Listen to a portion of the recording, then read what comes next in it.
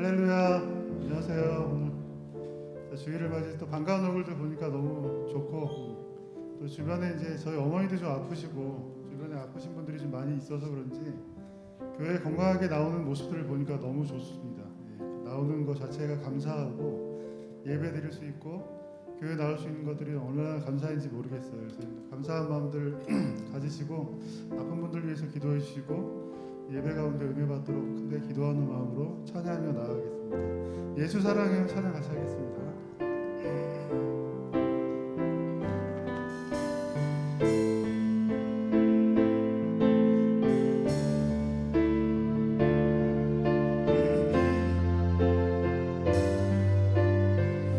예수 사랑해요.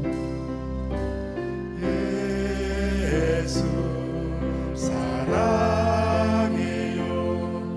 나 주 앞에 엎드려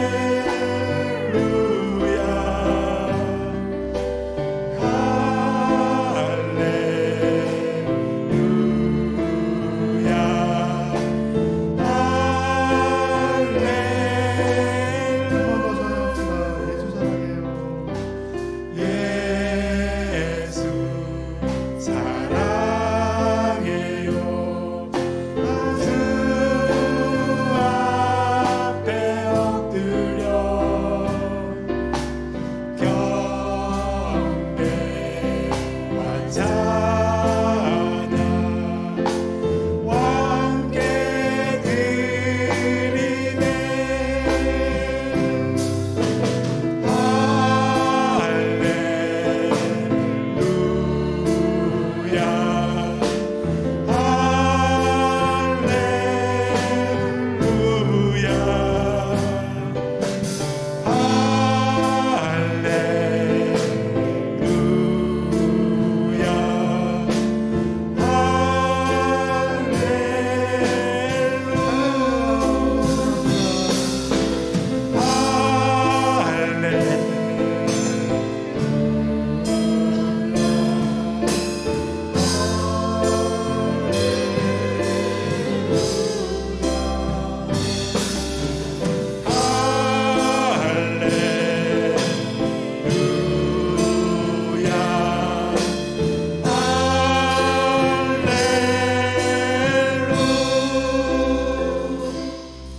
할렐루야. 오늘도 주일 예배에 오신 우리 성도님들 주님의 이름으로 환영하고 축복합니다. 날씨가 되게 좋지 않은데 이 환절기에도 날씨도 좋지 않은데도 우리 성도님들 항상 건강 챙겨주시고 또 코로나 때문에 또 어려움이 있겠지만 그래도 방역에 힘써주시면서 언제나 개인 방역 힘써주시면서 건강 챙기시기를 바라겠습니다. 오늘도 하나님을 예배하기 위해서 우리가 함께 모였습니다. 우리의 마음을 정돈하고 신령과 신정으로 마음과 뜻과 정성을 다해 하나님을 예배하고자 합니다. 다 함께 일어나셔서 찬양하심으로 주일 2부 예배를 하나님께 드리겠습니다.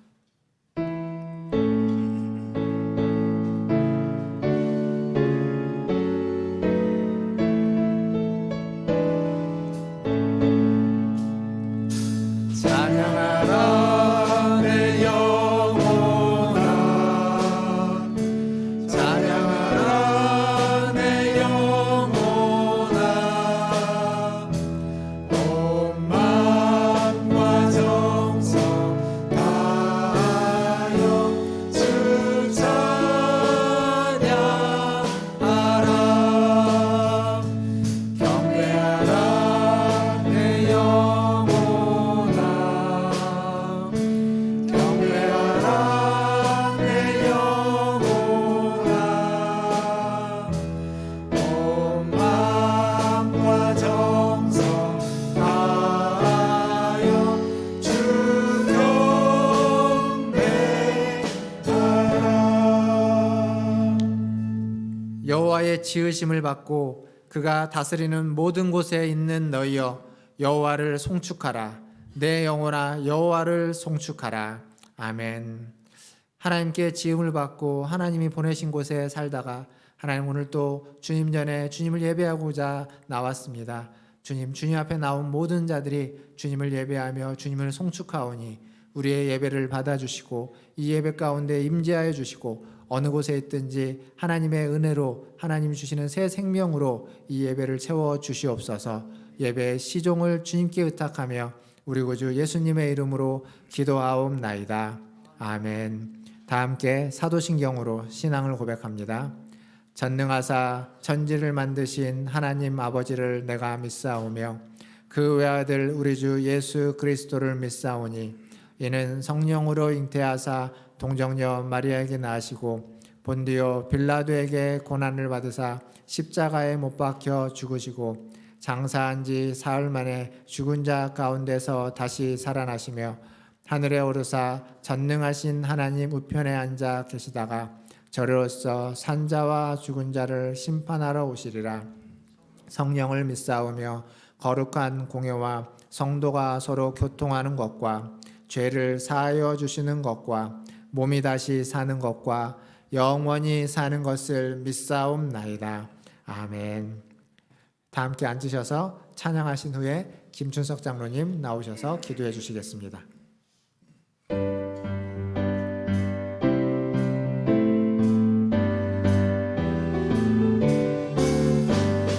주의 친절한 화려한 빛은 우리 마음이 평안하리니 항상 기쁘고 복이 되는 영원하신 화려한 빛은 주의 발에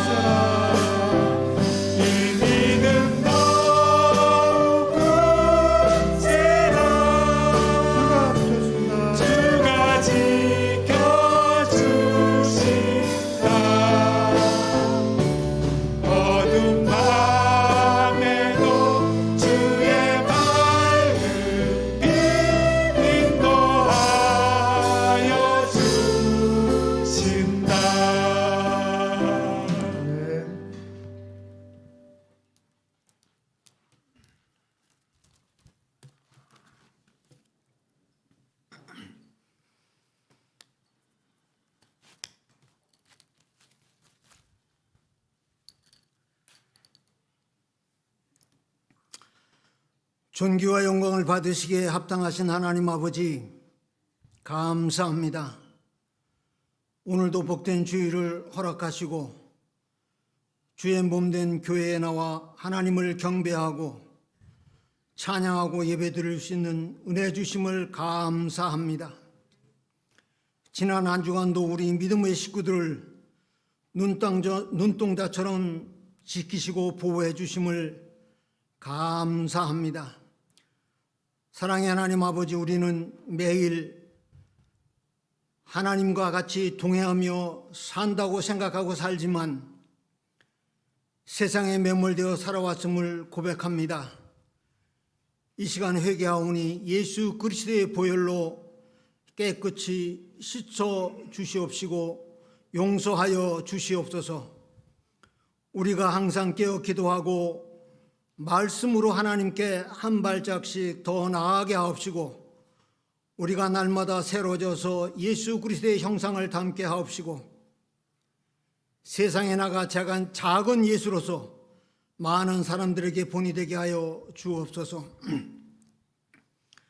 상대방을 존중하고 상대방을 이해하며 나보다 남을 낮게 여겨 믿음을 허락하여 주옵시고 오직 나만 옳고 상대방은 틀리다는 생각을 버리고 우리의 생각이 다 다를 수 있다는 것을 생각하게 하여 주시옵소서. 이 시간 사랑하는 목사님 단위에 세우시고 말씀을 쓸진데 생명의 말씀, 능력의 말씀, 은혜의 말씀만 선포될 수 있도록 성령 충만하게 하여 주시옵소서. 사는 문화찬 주일교회를 기억하여 주옵소서. 여전히 코로나19가 기승을 부리고 있습니다. 교회가 정상적으로 예배를 드리지 못하고 성도의 거룩한 교제가 이루어지고 있지 않습니다. 이럴 때일수록 서로 안부를 전하며 마음은 더욱 가까워질 수 있도록 도와주시옵소서. 사는 교회 위에 교육기관과 사가는 전도회를 기억하여 주옵시고 더욱 힘을 낼 수 있도록 도와주시옵소서. 사는 가정에도 하나님께서 늘 함께 하옵시고 고통과 시련을 걷는 가정이 없게 하옵시며 감사와 기쁨과 찬양이 끊이지 않는 가정이 되게 하여 주시옵소서. 이 시간에서 병마와 싸우고 있는 사랑하는 성도들도 있습니다. 사랑의 하나님, 그들을 기억하여 주시옵소서. 병마와 싸워 승리할 수 있는 믿음을 주시옵소서. 더불어 간호하는 식구들에게도 지치지 않도록 은혜를 내려 주시옵소서. 사랑의 하나님, 이제 아침 저녁으로 날씨가 쌀쌀해져가는 시기입니다. 연로하신 성도들에게 힘을 주셔서 건강 잃지 않도록 그들의 육체를 지켜 주시옵소서. 우리나라 대한민국을 지켜 주시옵기만을 간절히 빌고 원합니다. 코로나19로 말미암아 경제가 어려워지고 소상공인들이 가게 문을 닫고 힘들어하는 사람이 늘어나고 있습니다. 하루속히 모든 것들이 정상으로 돌아갈 수 있도록 도와주시옵소서. 우리도 방역 수칙을 잘 지켜 다른 사람에게 피해를 주지 않도록 힘쓸 수 있게 하여 주옵소서. 보건당국과 전염병과 맞서 싸우는 자들에게도 힘 주셔서 그들에게 주어진 사명을 잘 감당할 수 있는 능력을 허락하여 주옵소서. 또 세계 열방 가운데 줄이고 고통당하고 억압받는 자들도 많이 있습니다. 하나님께서 그들과 함께 하셔서 그들이 자유와 평등을 누리며 살아갈 수 있도록 도와주시옵소서. 사랑의 하나님, 이 예배를 드리기 위하여 힘쓰고 애쓰는 손길들이 많이 있습니다. 기억해 주시옵시고 감사와 기쁨으로 감당할 수 있는 능력을 허락하여 주옵소서. 예배를 우리 하나님께서 함께하여 주시고 이 시간 우리 하나님께서 이곳에 임재하셔서 우리의 예배를 받아 주시옵소서. 축복하여 주옵소서. 성령 충만하게 하여 주시옵소서. 사랑 많으신 예수 그리스도의 이름으로 감사하며 기도드리옵나이다. 아멘.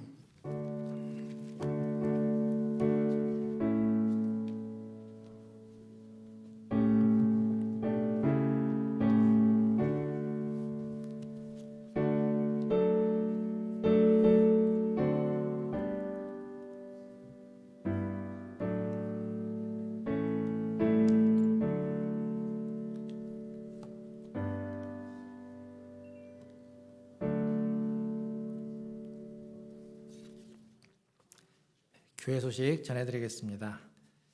계속 주일 예배를 이렇게 번갈아 가면서 드리고 있습니다. 이제 조만간에 같이 함께 예배 드릴 수 있는 날이 될 것 같습니다. 위드 코로나가 이제 곧 될 것 같은데 그렇게 되면 모두가 함께 예배 드릴 수 있을 것 같고요. 그 전이라도 이제 다음 주 정부의 발표를 보고 또 여러분들에게 안내를 해드리도록 하겠습니다. 혹시 매주 예배를 드리기 원하시는 분들은 일부 예배는 자리가 좀 여유가 있기 때문에 일부 예배 오시면 매주 참여할 수 있을 것 같습니다. 그렇게 해주시면 감사하겠습니다. 공동체 성경 통독 이번 주에는 시편 150편까지 함께 통독합니다. 잘 하나씩 읽으시고 또 많은 은혜 받으시길 바라겠습니다. 더불어서 이번에 이제 70일 기도문 필사반 모집이라고 새로운 광고가 하나 있는데요. 혼자서 기도하는데 좀 제 기도가 잘 안 되거나 또 어떻게 기도해야 될지 모르는 분들 함께 기도하는데 좀 같이 힘을 모으고자 반을 좀 만들었습니다. 이게 70일 기도문 필사노트라는 책인데 우리 세운북수에서 만든 책인데 안에 보시면 기도문이 여기 옆에 있습니다.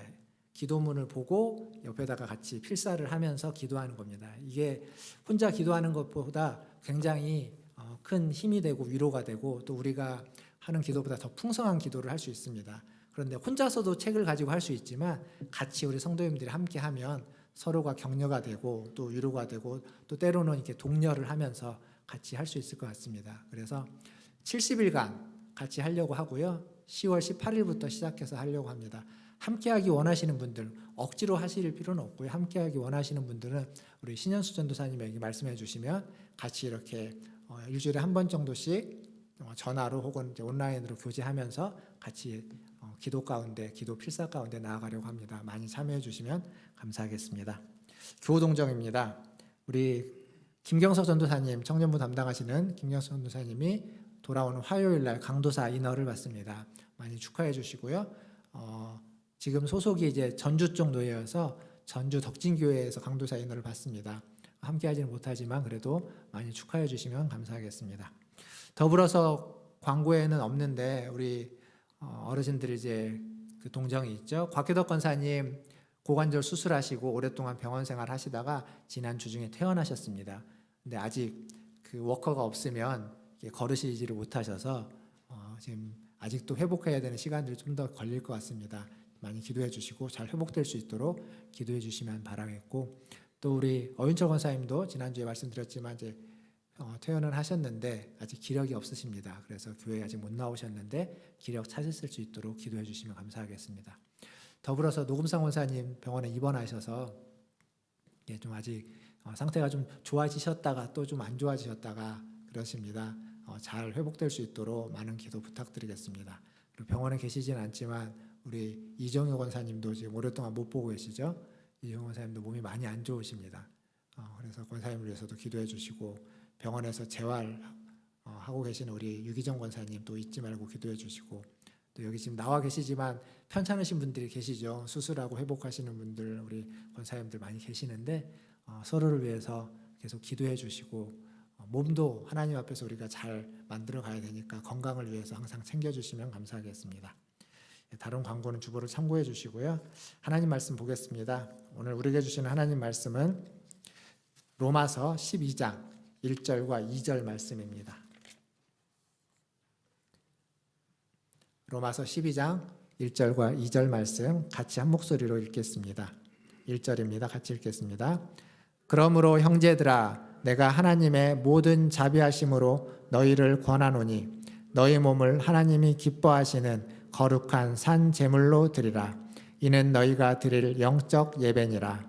너희는 이 세대를 본받지 말고 오직 마음을 새롭게 함으로 변화를 받아 하나님의 선하시고 기뻐하시고 온전하신 뜻이 무엇인지 분별하도록 하라. 아멘. 우리 좌우에 계신 분들, 앞뒤에 계신 분들 보시면서 인사하겠습니다. 사랑합니다. 축복합니다. 사랑합니다. 축복합니다. 그 아프리카 선교사님이 이런 책을 쓰셨습니다. 예수를 업고 가는 아프리카 당나귀라는 책을 썼는데 이 책에 어떤 내용이 하나 있냐면 한 흑인 소년이 있습니다. 이 흑인 소년은 빈민촌에서 태어나서 아주 어렵게 어린 시절을 보내고 있습니다. 백인 그 집에 있는 버려진 쓰레기통에서 그들이 먹다가 버린 음식들을 주워 갖고 먹으면서 이렇게 시간을 보내고 자라나고 있었던 소년인데, 그러다가 어느 날 백인 선교사님이 그 아이를 보고 그 아이를 부릅니다. 불러서 넌 내일부터 우리 집에 와가지고 집 청소를 해라. 그러면 내가 먹을 것도 주고 너에게 품삯도 줄 것이다. 그렇게 해서 이제 아이를 부릅니다. 그 소년은 너무 감사하고 너무 감동해서 그 다음 날부터 아침 일찍 그 선교사님 집에 갑니다. 그 선교사님 집에 가서 이제 청소를 하려고 하는 거죠.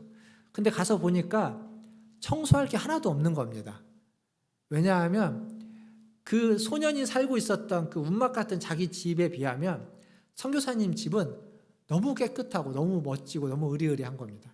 자기 눈에 청소할 게 하나도 안 보이니까 아침 일찍 가기는 했지만 청소할 게 없어서 하루 종일 놀다가만 옵니다. 그렇게 몇 날 며칠을 보내다 보니까 어느 날 그 선교사님이 불러서 그 흑인 아이를 쫓아내 버렸습니다. 왜 그랬을까요? 흑인 소년은 도대체 자기가 뭘 잘못했는지 모르는 겁니다. 청소하라고 부르긴 했는데 청소할 게 없어서 청소를 안 한 것뿐인데 갑자기 자기가 쫓겨나니까 뭘 잘못했는지 모르는 거죠. 이 이야기는 우리가 이제 앞으로 보게 될 로마서 12장부터 16장까지 이 후반부가 왜 필요한지를 말해주는 이야기입니다. 지난주에 로마서 11장 마지막 결론으로서 송영이라는 주제로 말씀을 나눴습니다. 로마서의 전반부가 죄인으로서 있었던 우리를 하나님이 어떻게 우리를 구원하시고 어떤 계획 가운데 그리고 어떤 하나님 일을 이루셔서 우리를 구원하시고 그 구원이 변함없고 흔들림이 없다라는 것. 그래서 하나님께 영광과 존귀와 찬송을 돌리는 송영으로 마무리되는 이야기를 보았습니다. 이렇게 구원의 도리를 알고 구원의 영광을 받은 사람은, 그걸 깨닫고 그 은혜를 받은 사람은 어떻게 해야 될까요? 이 소년처럼 쓰레기통을 뒤지다가 어느 날 갑자기 부름을 받아서 그 일이, 청소라는 일이 주어진 사람은 어떻게 해야 될까요? 그건 그 받은 은혜에 합당하게, 그 부르심에 합당하게 일을 하면 되는 겁니다. 그런데 문제는 아직도 우리가 이전의 어떤 습관과 이전의 안목과 이전의 가치관과 이전의 생각에 머물러 있어서 변화를 받지 못해서 새로운 일에 적응하지 못한다는 겁니다. 새로운 일을 행하지 못하고 있는 겁니다. 마치 이 소년처럼 자신의 기준으로는 치울 것이 없다고 생각해서 그냥 놀고만 있는 그러한 수준에 머물러 있을 수 있다는 거죠. 이게 지금 로마서에서 이야기해주고자 하는 그리스도인의 한 단면입니다. 사실 많은 그리스도인들이 로마서 11장에 머물러 있는 경향이 있습니다. 죄인으로서 있다가 하나님의 은혜를 알고 하나님의 구원에 감격하고 그거에 감사하고 하나님을 찬양합니다. 근데 거기에만 머물러 있습니다. 근데 로마서는 11장으로 끝나지 않습니다. 12장부터 그 뒤에 16장까지 아직도 많은 분량이 있는데 그것이 무엇인지를 알지 못하고 11장에서 12장으로 넘어가지 못하는 그러한 모습에 많은 그리스도인들이 머물러 있기도 합니다. 사실 신앙생활은 1장부터 11장이 아니라 12장부터 시작되는 겁니다.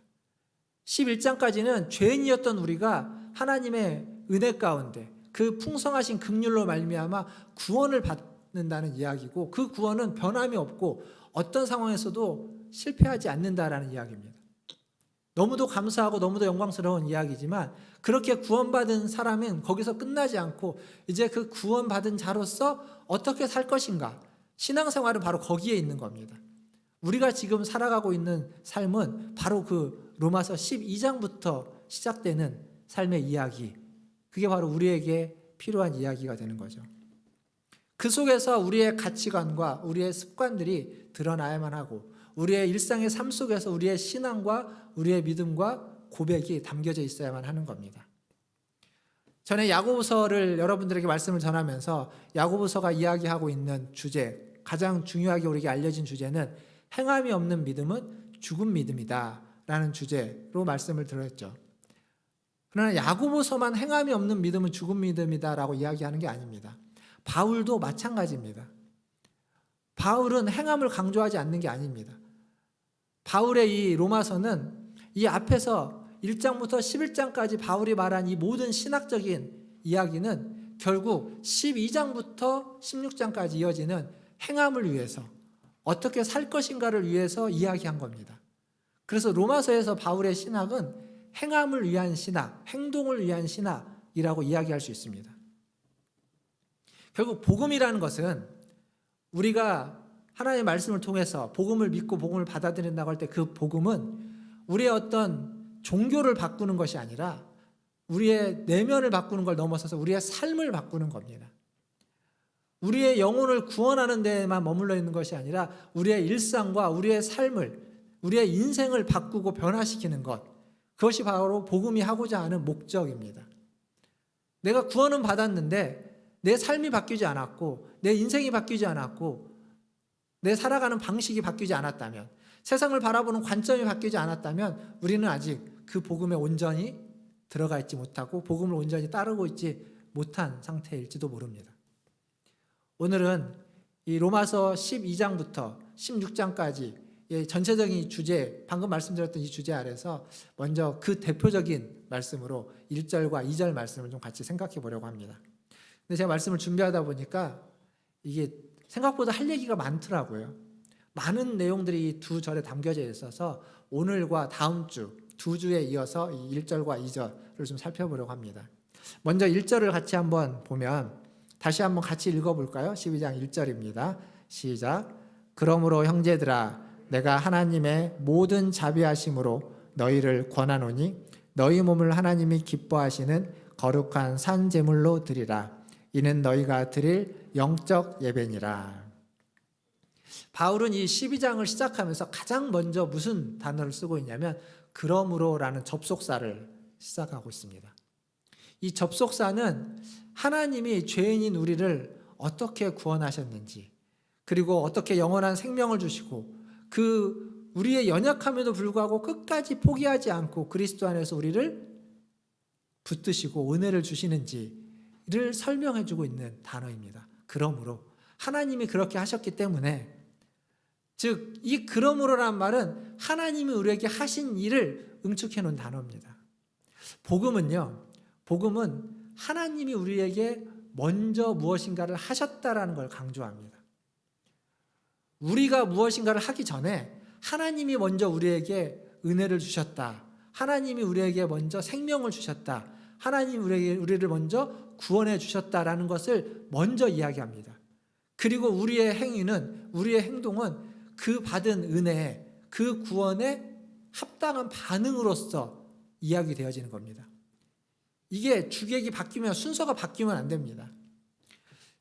기독교가 아닌 세상에서 다른 종교는 그 신을 감동시키기 위해서, 어떠한 복을 받기 위해서, 어떤 은혜를 받기 위해서, 어떤 구원을 얻기 위해서 우리가 제사를 드리고 선행을 베풀고 어떠한 봉사를 하고 무슨 일을 해야만 한다고 요구합니다.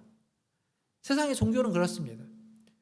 그 신으로부터 어떤 혜택을 입기 위해서, 호의를 얻기 위해서 우리가 무엇인가를 해, 이걸 하면, 너희가 이렇게 하면, 저렇게 하면, 그러면 그 신이 감동해서 우리에게 은혜를 주고 복을 줄 것이다 라고 이야기합니다. 그러나 성경의 하나님은 그렇게 말하지 않습니다.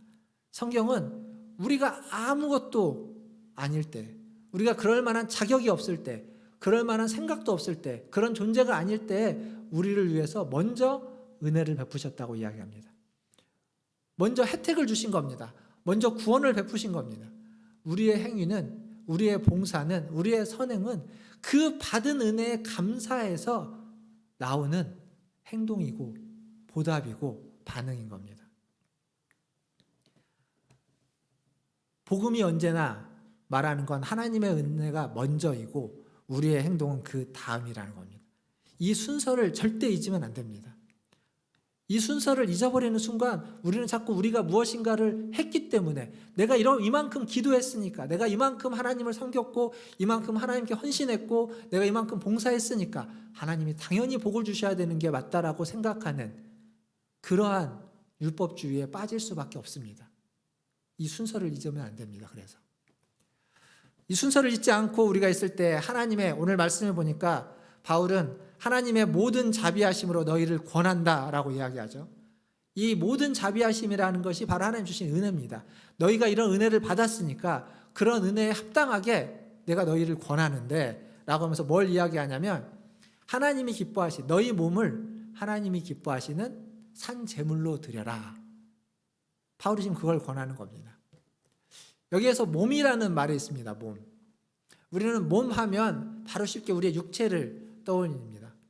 연약한 몸, 나이 들어서 병든 몸, 젊어서 아직 건강한 몸, 그런 몸 육체를 떠올립니다. 우리가 이렇게 몸과 영혼을 우리는 쉽게 분리하는데 우리만 그런 것이 아니라 지금 이 로마서를 바울이 써서 로마서를 받고 있는 로마 사람들 또한 몸과 영혼을 쉽게 구분해서 생각했습니다. 그때 그 로마 시대에는 이원론이라는 게 있는데 그 이원론은 뭐냐면 물질적인 것은 가치가 없고 무가치하고 그 다음에 더럽고 추한 것이라고 악한 것이다라고 생각합니다.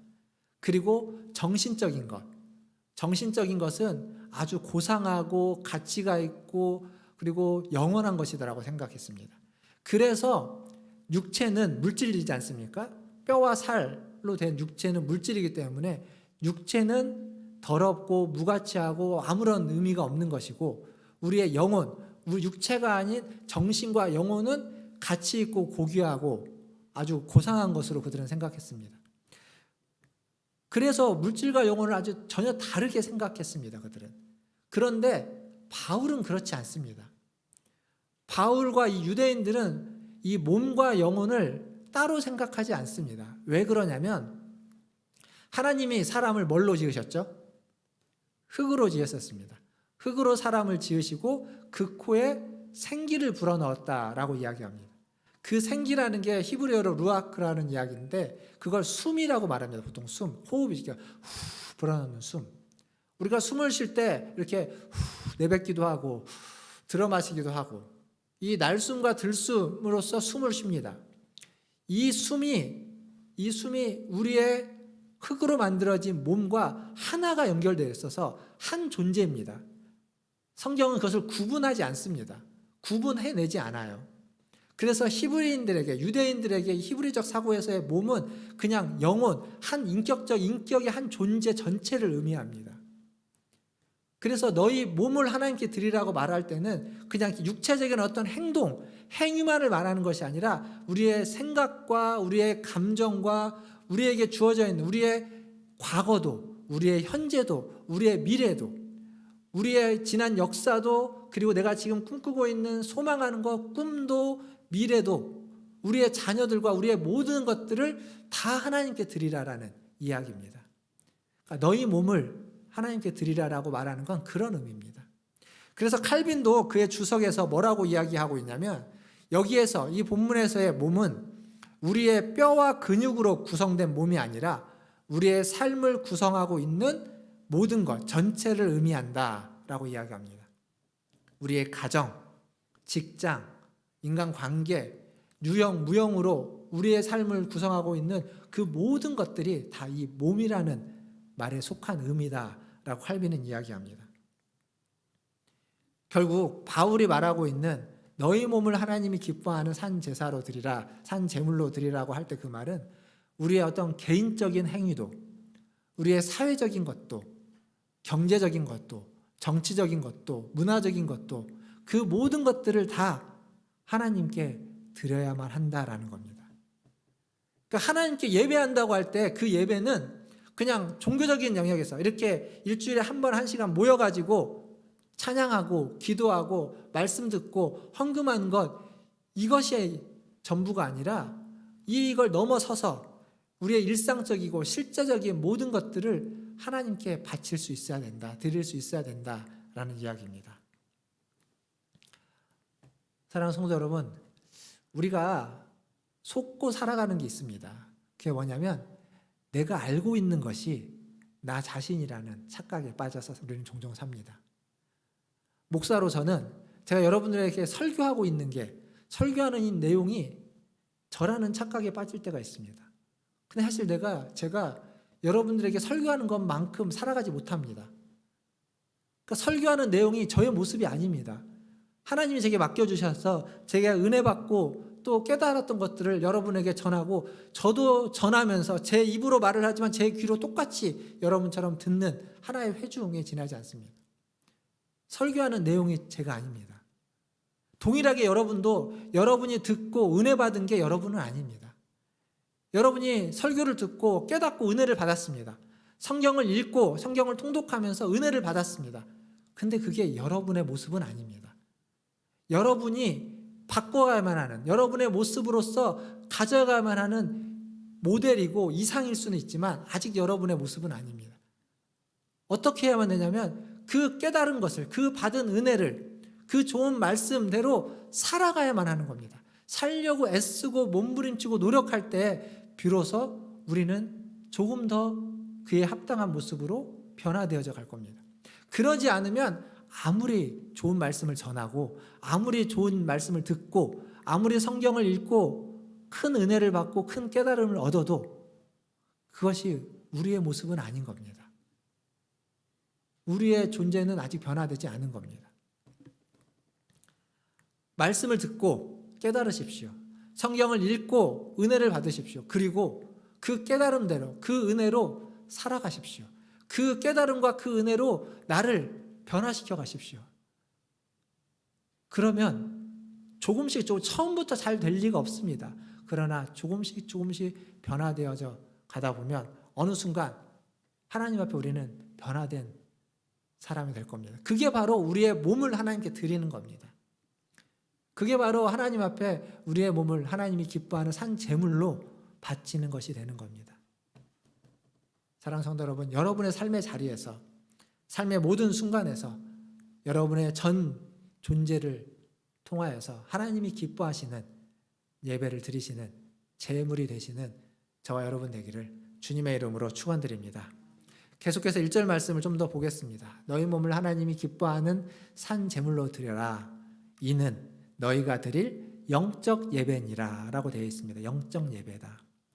우리는 영적이라는 말을 굉장히 신령한 스피리추얼 월십에서 신령한 것으로 생각합니다. 그러나 여기서 이 영적 예배라고 하는 영적이라는 단어는 그런 신령하다는 의미가 아니라 합당하다는 의미가 더 맞습니다. 그러니까 이 예배는 이것은 합당한 예배다라고 이야기하는 겁니다. 합당한 예배. 우리가 쓰는 다른 말을 좀 편하게 바꾸면 당연한 예배다라는 이야기입니다. 무슨 얘기냐면 지금까지 앞에서 이야기한 1장에서 11장까지 바울이 이야기한 그 복음을 믿고 그 복음을 따르고 그 복음으로 말미암아 구원을 받은 자라면, 그렇다면 너희 몸을 산 제물로 드리는 것은 합당한 당연한 것이다 라는 이야기입니다. 그것이 뭔가 특별한 걸 하나님께 드리거나 우리가 특별하게 하나님께 헌신하는 것이 아니라 그것은 지극히 당연한 것이다 라고 이야기하는 겁니다. 그 허드슨 테일러라는 중국의 그 내지 선교를 했던 그 선교사가 그런 얘기를 했습니다. 그리스도께서 나를 위하여 십자가에 달려 죽으신 것이 진짜 사실이라면, 그게 정말이라면, 그렇다면 내가 하는 헌신은, 내가 드리는 헌신과 충성은 헌신과 충성일 수 없다. 그건 지극히 당연한 것일 뿐이다. 안 하면 안 되는 거라는 겁니다. 해도 되고 안 해도 되는 것이 아니라 그건 반드시 해야만 하는, 안 하면 우리가 그런 거죠. 해야만 할 일을 안 하는 사람. 자식으로서 부모에게 효도를 안 하는 사람. 그런 사람들을 우리가 뭐라고 얘기합니까? 뭐라고 하죠. 못된 자식이라고 합니다. 당연히 해야만 할 것을 안 하기 때문에. 당연히 해야만 하는 일을 안 할 때 우리는 그 사람들을 비난하고 손가락질하고 욕을 합니다. 마찬가지입니다. 하나님께 우리가 받은 은혜가 있다면 그 은혜에 당연하게 하는 것, 그걸 하지 않는다면 우리는 하나님 앞에서 얼굴을 들 수 없는 존재일 뿐입니다. 근데 여기 이 당연하고도 마땅한 예배를 이야기할 때 뭐라고 이야기하냐면 하나님이 기뻐하시는 산 제물, 즉 하나님이 기뻐하지 않는 제물도 있다라는 얘기입니다.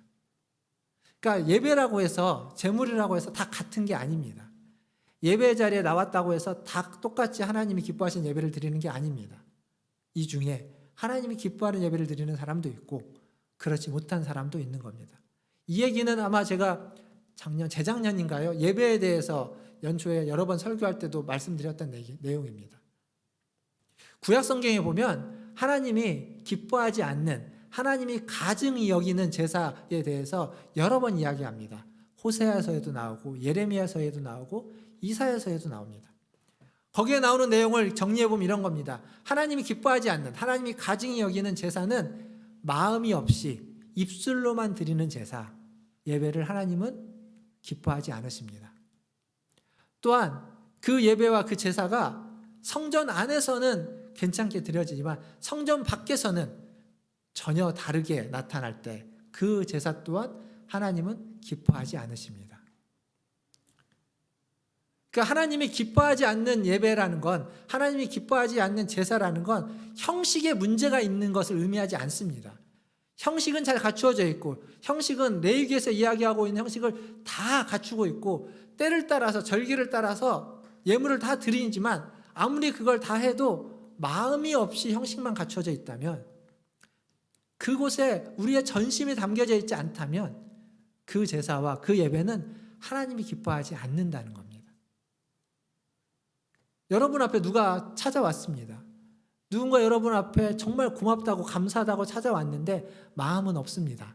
그냥 의례적으로 감사한다면 그게 정말 여러분에게 감사로 느껴질까요?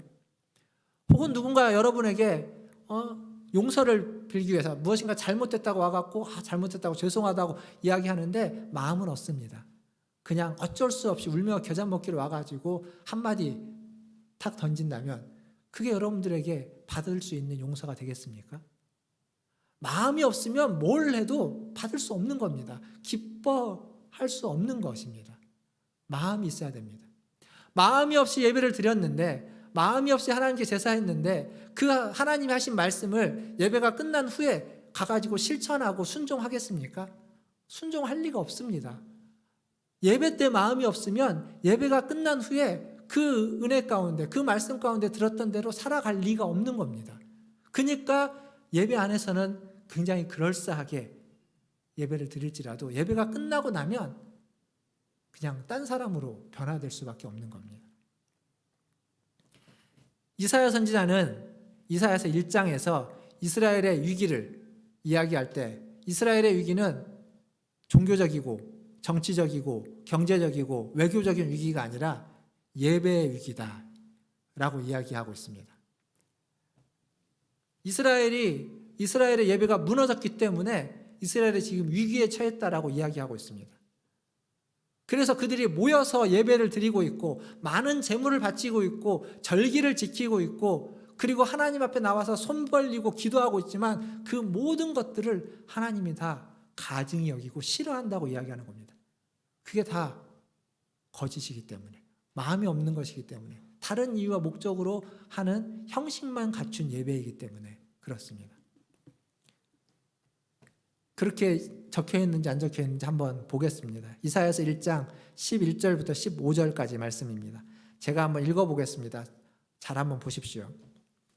이사야서 1장 11절입니다. 여호와께서 말씀하시되 너희의 무수한 재물이 내게 무엇이 유익하뇨? 나는 순양의 번제와 살찐 짐승의 기름에 배불렀고 나는 수송아지나 어린 양이나 숫염소의 피를 기뻐하지 아니하노라.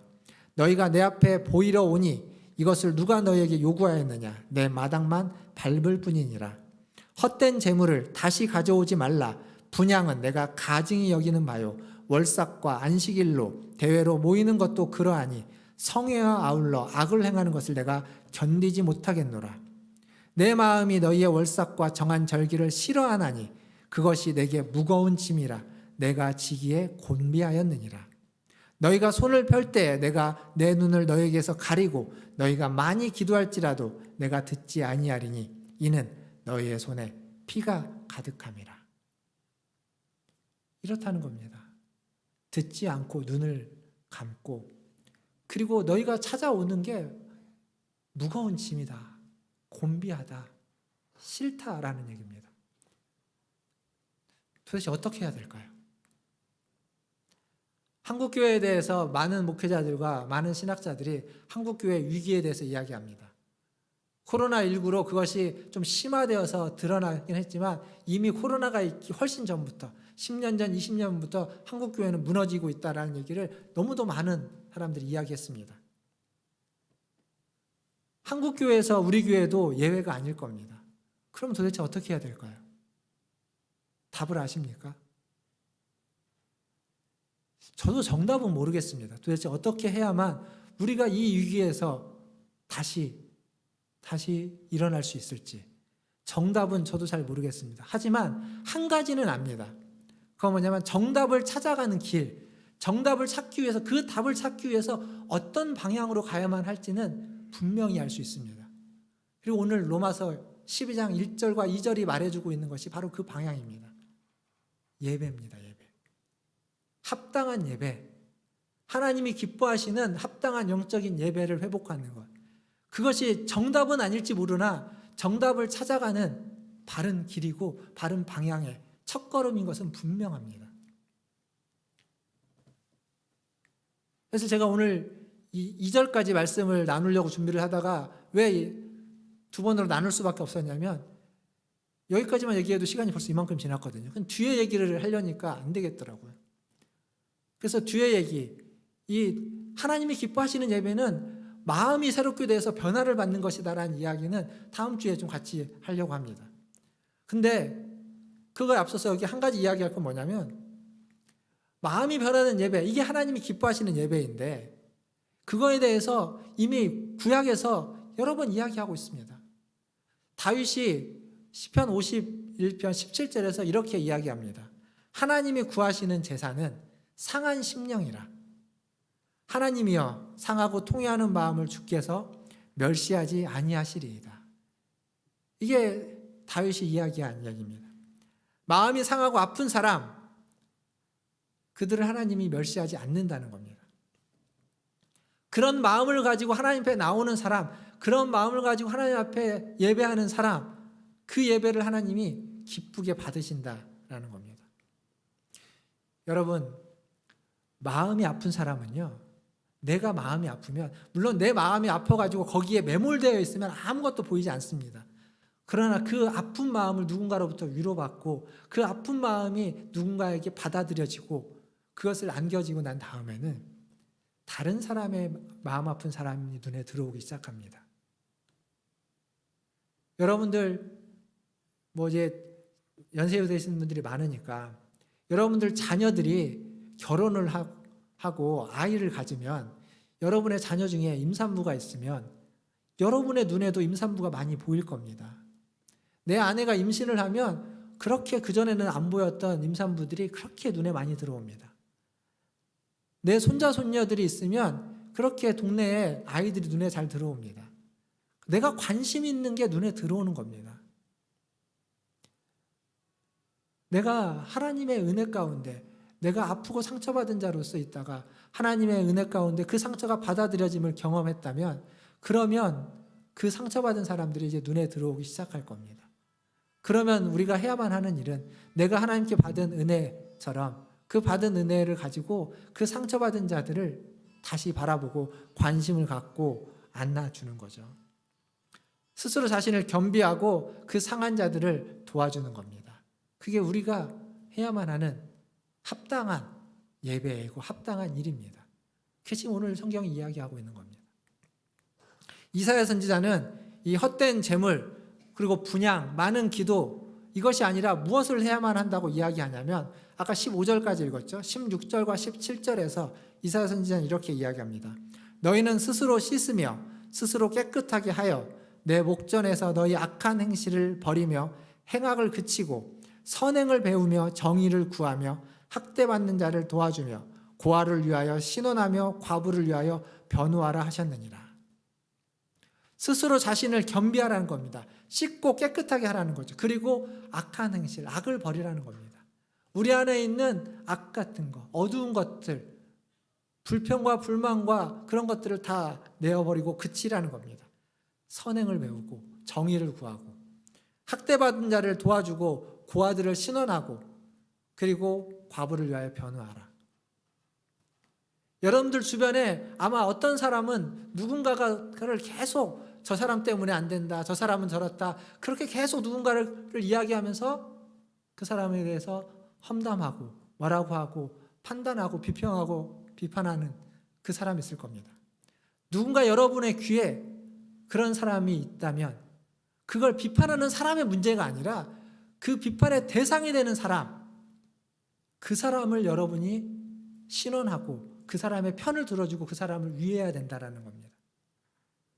여기 성경이 이야기하는 학대받는 자, 고아, 과부는 뭐 매맞고 학대받고 실제로 고아고 과부냐 그런 것만이 아니라 다른 사람들로부터 비난받고 있는 그 사람의 편을 여러분이 들어줘야만 한다는 겁니다. 그 사람을 위해야 된다는 겁니다. 똑같이 그 사람에 대해서 욕을 하고 비난하고 험담할 것이 아니라 험담받고 있는 그 사람 편에 들어서 그 사람 편을 들어주고 그들을 위해주고 그들을 위해서 변호해줘야 된다는 이야기입니다. 그렇지 않으면 악을 행하는 것이고, 그렇지 않으면 우리가 드리는 제사와 모든 예물과 모든 기도를 하나님이 가증히 여기고 싫어한다라고 지금 이사야 선지자가 하고 있는 얘기입니다. 무서운 얘기입니다. 말씀을 맺겠습니다. 다음 주까지 이어지는 설교라는 걸 기억하시고 중간에 끝나는 것 같지만 양해해 주십시오.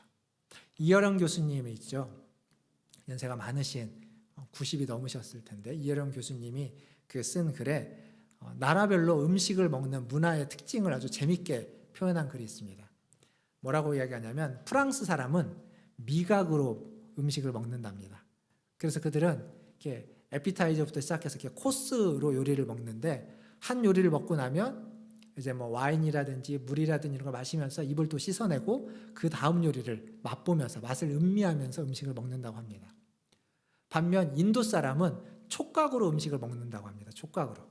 인도 사람들은 음식을 이렇게 손으로 이렇게 비벼가지고 먹는데 그 이어령 교수님 말에 의하면 그 손으로 음식을 비비는 게 아주 예술로 비빈다고 합니다. 보면 아주 예술로 비빈다고 합니다. 그래서 그 손으로 촉각으로 느껴가면서 음식을 먹는데 손으로 비비다 보면 뭔가 이상한 게 있으면 뭔가 좀 깨름직한 게 있으면 먹지 않는다고 합니다. 손으로 느끼는 거죠. 이 음식은 좀 뭔가 이상하다. 그럼 먹지 않는다고 합니다. 촉각으로 먹는 거죠. 일본 사람은 음식을 시각으로 먹는다고 합니다. 그러니까 예쁜 그릇에다가 이렇게 생선이나 이런 것들을 조금 넣고 예쁘게 치장을 해가지고 그걸 조금 먹는다는 거예요. 눈으로 보면서 눈으로 먹는 거죠. 시각으로 먹는다고. 그러면 한국 사람 음식을 어떻게 먹을까요? 우리는 음식을 무엇으로 먹고 있습니까? 이어령 교수님 말에 의하면 그렇습니다. 상추를 딱 하나 손에 들고 깻잎을 위에다 하나 얹어놓고 거기다가 파채를 탁 이렇게 풀어 헤친 다음에 밥을 한 숟가락 떠가지고 위에다 올려놓고 고기를 한 2점 올려놓고 고추에 마늘에 해가지고 쌈장에다가 찍어가지고 이만큼 쌈을 만들어가지고 그게 한 입에 들어갈까 싶을 정도로 크게 만들어서 입을 크게 벌려서 입에다가 집어넣죠. 그리고 그것을 막 입을 우적우적 하면서 막 땀을 뻘뻘 흘려가면서 아주 힘들게 먹는다고 합니다. 그것을 이어령 교수님이 뭐라고 표현했냐면 한국 사람은 음식을 온몸으로 먹는다라고 표현했습니다. 가만히 생각해 보면 그렇습니다. 우리는 이렇게 따뜻한 그렇던 국밥이라는 걸 먹어도 뜨끈뜨끈하고 땀을 뻘뻘 흘려가면서 먹는 걸 좋아합니다. 온몸으로 느끼면서 먹는 거죠. 이렇게 음식은 우리가 온몸으로 잘 먹는데 하나님을 예배하는 것은 왜 온몸으로 못하는 걸까요? 우리의 머리끝에서 발끝까지 우리의 마음에 부정적인 것부터 긍정적인 것까지 모든 걸 다 하나님 앞에 가지고 와서 내려놓고 온몸으로, 온 마음으로, 온 시간으로, 온 정성으로 우리가 주어져 있는 모든 상황과 모든 환경 속에서 전심으로 하나님 앞에 예배를 못하는 걸까요?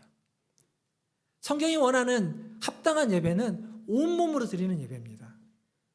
우리의 모든 걸 다 포함해서 제가 앞에서도 말씀드렸지만 과거도 현재도 미래도 우리의 계획도 우리의 불평도 우리의 감사도 다 포함해서 그 모든 것들을 다 하나님 앞에 드리는 예배. 그게 구원받은 자로서의 합당한 예배라는 겁니다.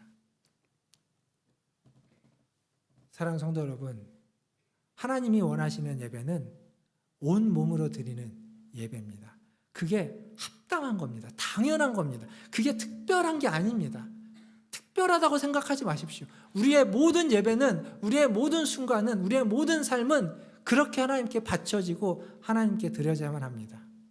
주일 하루 1시간 이 자리에서만이 아니라 이 자리가 파하고 난 뒤에 여러분에게 주어져 있는 더 수많은 시간들, 일주일에 6일의 시간, 하루에 오늘 이 시간이 지난 이후로 보내는 그 시간들, 그리고 만나는 모든 사람들, 모든 관계들, 우리의 가정에서, 우리의 일터에서, 우리가 몸담고 있는 사회에서 만나는 사람들 속에서 우리의 모든 생각과 마음과 눈과 말과 행동이 다 하나님께 드려져야만 하는 것입니다. 하나님이 기뻐 받으실 만한 것이 되어야만 합니다. 만약 여러분이 갖고 있는, 품고 있는 생각이, 여러분이 하고 있는 그 말이 하나님 앞에서 하나님이 듣기에, 하나님이 받으실 만한, 하나님이 기뻐하실 만한 것이 아니라면 그 생각을 내려놓으십시오. 그 말을 하지 마십시오. 그건 우리가 하나님 앞에서 합당한 것이 아닌 겁니다. 하나님이 받으실 만한, 하나님이 기뻐하실 만한 것들을 생각하고 말하고 행동하고 그러한 표정을 짓고 그러한 삶을 사시는 저와 여러분 되기를 주님의 이름으로 축원드립니다. 예배가 무너지면요, 다 무너집니다. 예배가 정답을 찾아가는 시작이라고 말씀드렸습니다. 그런데 그 시작을 못하면 어떻게 정답을 찾아가는 그 길을 걸어갈 수 있겠습니까? 예배가 무너지면 다 무너지는 겁니다. 예배가 회복되지 않으면 우리는 이기적일 수밖에 없습니다. 무엇을 드리고 무엇을 바라고 드리는 예배 아니지 않습니까? 우리 예배는 무엇을 바라는 게 아닙니다. 마땅히 드려야만 하는 겁니다. 우리의 온몸으로 마땅한 예배를 드리시는 저와 여러분 되기를 주님의 이름으로 축원드립니다. 기도하겠습니다. 시간 기도하실 때 우리가 드리는 예배는 마땅히 드리는 예배입니다. 우리가 드리는 예배는 뭘 바라고 드리는 게 아닙니다. 하지만 전심으로 우리의 전부를 다 담아서 드려야 되는 겁니다. 이 시간 우리의 모든 것을 이 예배 가운데, 지금 우리가 예배 중에 있죠. 이 시간 이 기도 가운데 무엇이 되든 괜찮습니다. 여러분의 마음을 다해서, 여러분의 정말 전심을 다해서 짧게 하나님 앞에 기도하십시오. 하나님 앞에 우리의 삶을, 우리의 인생을, 여러분의 기도 제목을 맡겨드리십시오. 이 시간 같이 한 목소리로 기도하며 나아가겠습니다. 기도하겠습니다. 하나님, 이 시간 하나님의 은혜를 구합니다. 전심으로 하나님 앞에 기도합니다. 주님 도와주옵소서. 주님, 이 시간 우리의 마음과 뜻과 정성을 하나님 앞에 아버지 하나님, 주님 예배를 드립니다. 주님, 이 짧은 시간 이 한마디의 기도가 하나님 우리 성도들의 그 심령이 담겨 되는 도와주시옵소서. 하나님, 매주 드려지는 이 한 시간의 예배, 하나님 우리의 전심을 다하고 우리의 마음을 다하고 우리의 힘을 다하게 하여 주시고, 하나님 이 시간이 하나님 우리의 다른 일상 속에서도, 우리의 신체의 삶 속에서도 하나님 앞에 전심을 다할 수 있도록 도와주옵소서. 하나님이 기뻐하시는 것을 생각하고 하나님 말하고 품고 행동하게 하여 주시옵소서. 그냥 대충 때우는 예배가 되지 않게 해 주십시오. 대충 예배가 되지 않게 해 주십시오. 내 생각과 내 판단을 확인하기 위한 시간이 되지 않게 하여 주옵소서. 무엇인가 은혜를 보고자 하면 하나님 그 은혜를 동량하는 마음으로 드려진 예배가 되지 않게 해 주십시오. 받은 은혜에 감사해서, 받은 은혜가 너무 커서 하나님 살 수밖에 없는 예배가 되게 하여 주옵소서. 하나님, 우리의 전심을 다하게 하여 주옵소서. 우리의 예배가 정말 하나님 앞에 생명을 다하는 예배가 되게 하여 주시옵소서. 하나님, 우리의 예배에 생명을 다하는 우리의 예배가 주십시오. 하나님, 그 생명을 다해서 하나님 내 생명이 끊어지는 있어도 예배의 자리를 쌓고 싶어 하나님 드리겠습니다. 하나님, 그 귀한 예배, 그 소중한 예배, 그 거룩한 예배, 하나님 지구를 수많은 주시옵소서.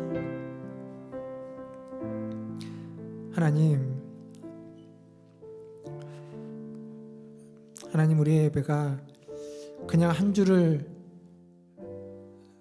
때우며 한 주를 그냥 교회의 예배당을 밟고 돌아가는, 하나님, 그 성전의 마당만 밟고 돌아가는 듯한 그러한 예배가 되지 않게 하여 주옵소서. 이 한 시간이, 또 이 매주 드려지는 이 예배가 우리의 온 몸을, 전심을 다하여 힘을 다하여 드려지는 예배가 되게 하여 주옵소서. 지금도 몸이 불편하여 교회에 오고 싶지만 기력이 없고 힘이 없고 그 노안으로 인해서 오지 못하는, 하나님, 그들이 드리고 싶어하는 그 예배의 자리에 우리는 와 있는데, 이 시간 우리가 그냥 한 시간 흘려보내는 시간으로 이 자리에 있지 않게 하여 주시고, 전심을 다해 예배하고 전심을 다해 하나님을 찬양하고 하나님께 기도하는 우리들 되게 하여 주시옵소서. 많은 것들을 변화시키지는 못할지라도 이 한 시간을 통해서 우리의 삶을, 우리가 앞으로 살아나가야 되는 그 수많은 시간들 속에서 하나님이 원하시는 것이 무엇인지를 발견하고 하나님 그 뜻에 순종하면서 살아가고자 애쓰는 우리 모든 성도들 되게 하여 주시고 제가 되게 하여 주시옵소서. 저도, 우리 성도들도 부족합니다. 하나님의 뜻대로 살고자 하지만 그러지 못할 때가 있습니다. 그래서 매주 예배 가운데 나와 주님의 은혜를 구하며 그 은혜에 합당한 말씀을 듣고 그렇게 살고자 몸부림치게 하여 주시고, 그 몸부림칠 때 주님 도와주시옵소서. 우리의 말도 생각도 행동도 하나님이 기뻐하시는 합당한 것들이 되게 하여 주시옵소서. 감사하며 예수님의 이름으로 기도하옵나이다. 아멘. 이 시간 434장 찬양하시면서 준비하신 예물 하나님께 드리겠습니다.